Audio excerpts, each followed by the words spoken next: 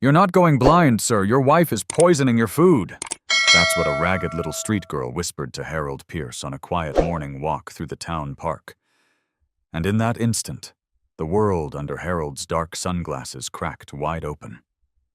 For months, the wealthy retiree had stumbled through life, clutching the arm of his devoted-looking wife Lydia, while doctors shrugged and called it mysterious. But the girl Maya, no more than 10, didn't flinch.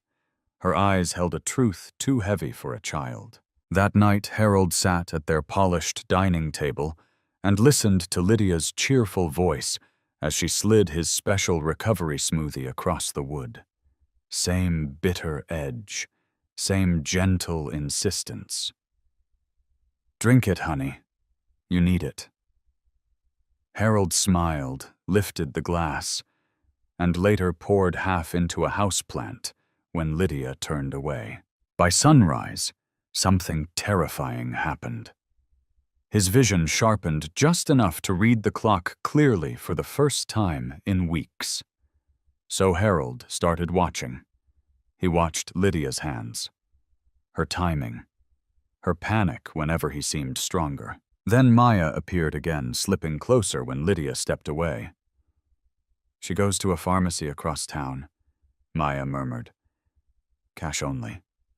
Every week." Harold followed that thread straight into a nightmare fake treatments, a quiet doctor named Dr. Grant Holloway, and a wife whose love looked perfect until nobody was watching. Harold didn't sleep that night. Not really. He lay there with his back flat against the mattress, listening to the house breathe, pipes ticking, the refrigerator humming, while Lydia moved around like a nurse who knew every routine by heart. And the next morning, when she set that recovery smoothie in front of him again, Harold did something that felt both cowardly and brave at the same time. He played the role she'd written for him. "Good," Lydia said, watching. "Every sip helps." Harold nodded, lifted the glass, and let it touch his lips. He even made the little satisfied sound she liked. Then, when she turned to grab sugar from the pantry, he tilted the cup low and fed half of it to a fern by the window.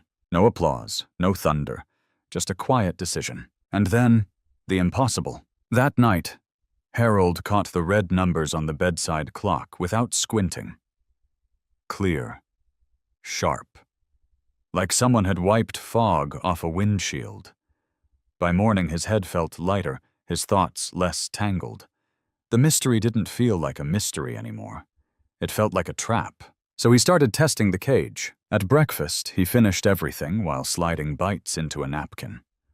At lunch, he let Lydia fuss with his drops, then blinked fast, forcing most of the liquid out the moment she stepped away. And each time he did it, the world came back in small, frightening increments. The edge of the countertop, the lines in his own hands, the pattern in Lydia's wedding band. Lydia noticed too. Her smile stayed, but her fingers tightened on the glass. "You seem more alert today," she said, voice sweet. Harold smiled right back. "Guess your treatment's working." And inside he heard Maya's whisper again, sharp as a knife. "You're not going blind." By noon, Harold was back in the park, alone this time, walking slower, letting the winter sun hit his face like a spotlight.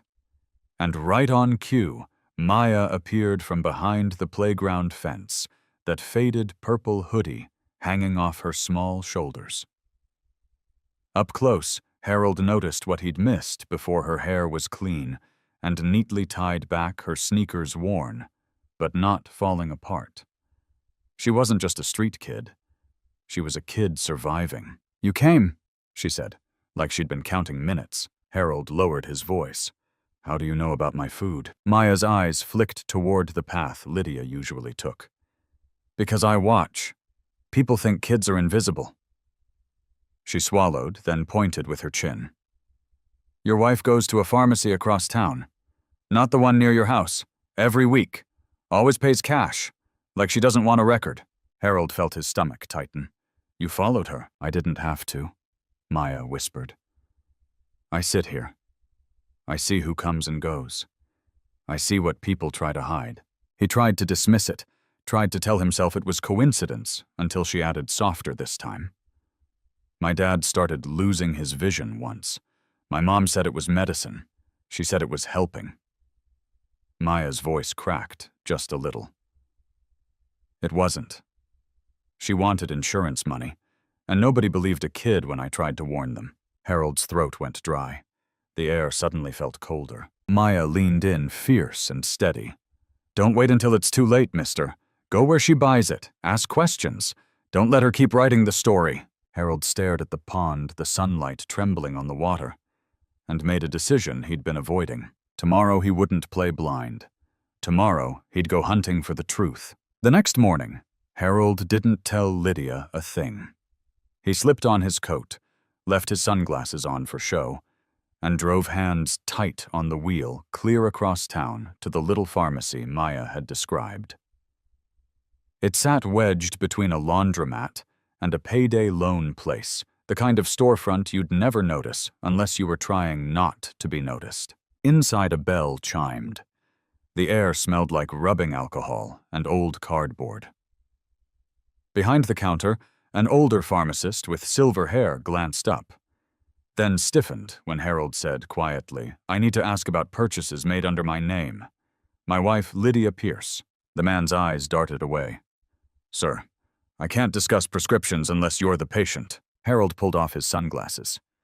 Let the fluorescent light hit his face. I am the patient. Silence. Heavy. Uncomfortable. The pharmacist swallowed, reached under the counter, and slid out a thin stack of receipts, like they weighed 100 pounds. She told us you couldn't come in. Said your vision was too poor. Harold's pulse hammered.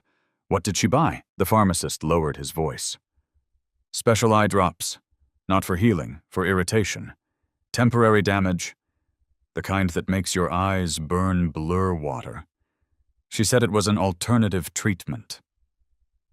He hesitated. She's been buying them for about 4 months. 4 months. Exactly when Harold's world started going dark. His stomach turned cold, like he'd swallowed ice.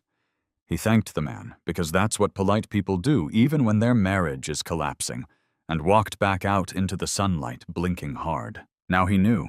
This wasn't bad luck. This wasn't aging. This was a plan. That night, Harold turned their bedroom into a stage and himself into a statue.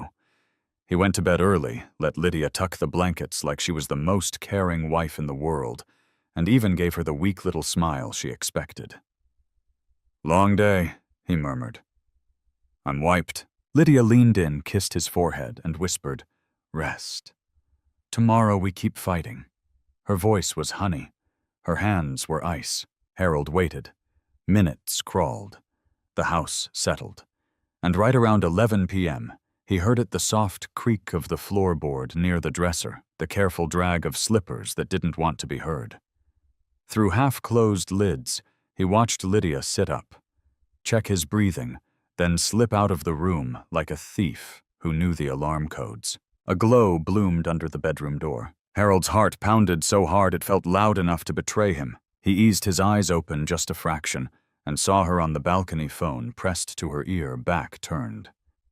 The night air carried her words in broken pieces, just enough to ruin a man. He's acting different, Lydia hissed. No, I don't think he knows. Yet. A pause. Then sharper. You can't stop now. It has to be gradual. If we rush it, he'll get suspicious. Harold's stomach flipped. His fingers curled into the sheets, knuckles white. Every syllable was a nail sealing shut the coffin of his trust. Lydia came back inside, quiet as smoke. She leaned over him, touched his shoulder lightly, checking.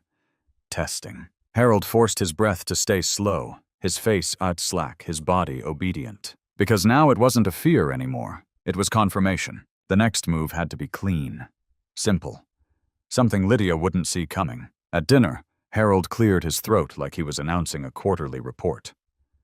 I've got to take a quick business trip, he said, steady as stone. 3 days. A client issue. Lydia froze just for a beat, then forced a laugh that didn't reach her eyes. A trip, Harold, you can barely see. That's dangerous. I'm flying. I'll have an assistant, he lied smoothly, watching the panic flicker behind her smile like a dying bulb. She reached for his hand too fast, squeezed too tight. "Take your drops with you," she insisted. "And the smoothie mix. You can't interrupt treatment." Harold nodded, playing along. Of course, but the next morning he didn't go anywhere near the airport. He drove to a downtown hotel, checked in under a different name, and parked where he could see his own front door from a distance. It felt insane, like spying on a stranger's life, until he remembered the stranger was the woman he married. Hours passed. Then mid-afternoon, a dark sedan rolled up like it belonged there. A man stepped out, tall, confident, not a neighbor, not a delivery guy. Harold's jaw tightened as the man knocked once, and Lydia opened the door immediately. No hesitation, no surprise. The door closed behind him, and it didn't open again for a long time. Harold sat in the shadow of his steering wheel pulse, thundering, watching the windows like they might confess. Rage rose first, then grief, then a strange, cold relief. Because now he had what he'd been starving for, not a suspicion, a timeline. Harold didn't drive home that night. He drove straight back to the park, because the only person who'd told him the truth so far was a 10-year-old girl in a faded purple hoodie. Maya was already there, perched on the same bench like she'd been waiting for the credits to roll. The second she saw his face, she slid down and walked up slow. "You saw him," she said, "not a question." Harold's voice came out rough. He stayed for hours. Maya nodded once, jaw tight. "Then listen. There's more." She glanced around, then leaned in close, whispering like the wind could rat them out. "I hid near your kitchen window yesterday. I heard them talking." Harold's stomach clenched. "What did you hear?" Maya's eyes didn't blink. "Your wife said she can't wait much longer. She said the plan needs to move faster." Maya swallowed like the words tasted bitter. "And the man, he said something about after the divorce and splitting everything. Like it's already decided. Like you're just paperwork." Harold's hands curled into fists so hard his nails bit skin. Divorce. Assets. A plan. It wasn't an affair. It was a business deal with his life as the leverage. He stared at the pond, the water shaking under a thin breeze. "So she's trying to wreck my eyes. So I can't fight back," he muttered mostly to himself. "So I'll sign whatever she puts in front of me." Maya's voice went quiet, but it carried weight. "Adults think kids don't understand. That's why they say the truth out loud." Harold turned to her chest tight. "This is serious, Maya." "I know," she said. "That's why you need proof. Real proof. Before they speed it up."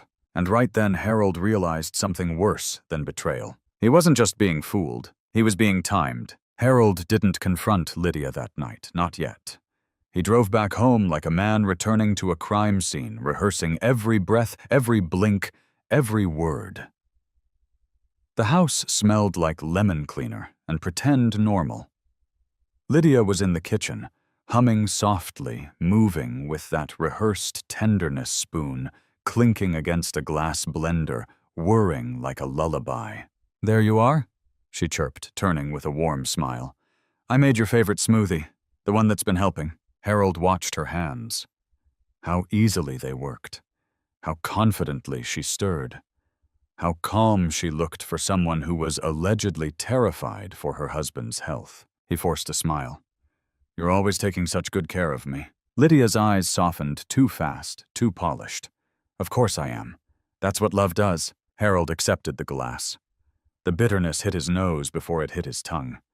He raised it slowly like a toast at a funeral. Then he asked gently, like it just slipped out, "Lydia, do you love me?" For half a second, just a sliver of time, her face changed. The smile stayed, but something cold moved underneath it, like a shadow passing behind a curtain. "Harold," she laughed lightly. "What kind of question is that?" "Of course I love you." She stepped closer, coaxing. "Drink it before it gets warm." Harold nodded. Took a careful sip, kept the liquid in his mouth. Then he turned and walked toward the bathroom, steady and casual, like an old man with a routine. The second the door shut, he spit it into the sink, rinsed, and stared at his own reflection. His eyes looked clearer. His life looked uglier. Out in the hallway, Lydia called sweetly.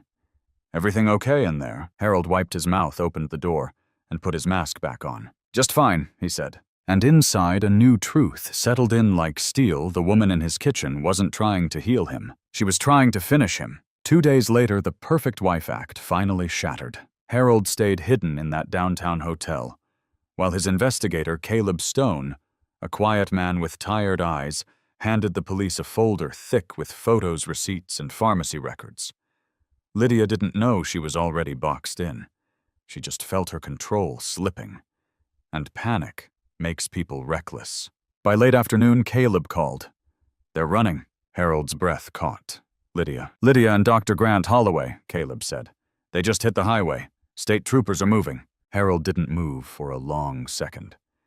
He just sat there staring at the wall like it might explain how a marriage turns into a murder plan. Then the phone buzzed again. Another call. Another update. "It's done," Caleb said. "They were stopped outside town. Both in cuffs." Harold's knees went weak. Relief flooded in first, then anger, then this hollow sadness he couldn't name. He could have gone home. He could have collapsed into his bed and tried to forget. But there was one place he had to go. The park. Maya was on the bench, like always, feet swinging, watching the world like she was older than it. The moment she saw him, she stood. "You're alive," she said, voice small. Harold crouched to her eye level. "Because of you." "What happened?" she asked, bracing herself. Harold swallowed. "She's not hurting anyone anymore. Lydia and the doctor both arrested." Maya's shoulders dropped just an inch, like she'd been holding her breath for years. Then she looked at him, cautious. "So, now what?" Harold nodded toward the path leading out of the park. "Now I meet your aunt. And I make you an offer." Maya's eyes narrowed. "I don't want charity." "Good," Harold said softly. "Because I'm not offering charity. I'm offering a chance, a real one. School, safety, and a better job for the woman who's been trying to raise you with nothing but grit." Maya studied his face like she was reading a lie detector. "And what do you want back?" she whispered. Harold didn't blink. Nothing, not a thing. For the first time since he'd met her, Maya smiled small, shy, and unmistakably childlike. "Okay," she said. "Then come meet Aunt Rosa." The sun was already dropping when Harold followed Maya through a row of small, worn houses just beyond the nicer part of town. No gates, no manicured lawns, just cracked sidewalks, laundry lines, and the quiet dignity of people who work too hard for too little. Maya stopped at a modest place with peeling paint and a flickering porch light. "She's inside," Maya said, suddenly nervous. Harold nodded. "We go in together." The door opened before they even knocked.